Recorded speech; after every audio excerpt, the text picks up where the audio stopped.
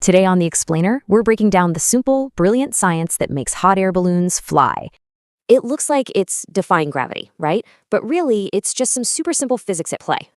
But why does heating air make it rise? Well, it all comes down to one word: density. Just think of it as how crowded molecules are in a given space. More crowded means more dense. So when you heat air, the molecules spread out, which makes it way less dense than the cool air.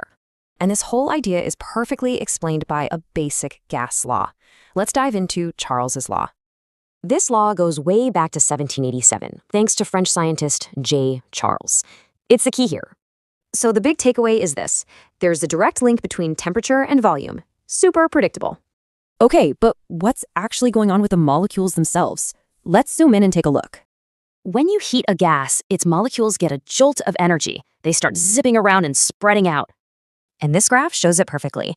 As the temperature goes up, so does the volume. A straight line. Now here's a fun fact. The guy behind the law, J. Charles, he wasn't just a scientist. Yep, he was also a balloonist. So he basically put his own discovery into practice. How cool is that? All right, let's connect the dots. Here's how a balloon flies, broken down into 4 simple steps. First up, a big burner heats the air inside the balloon, giving those molecules a major energy boost. And thanks to Charles's law, those energized molecules expand and fill up the entire balloon. Now that the molecules have spread out, the air inside is way less dense than the air outside. And that's the magic. The balloon is now lighter than the air around it, so it just floats on up.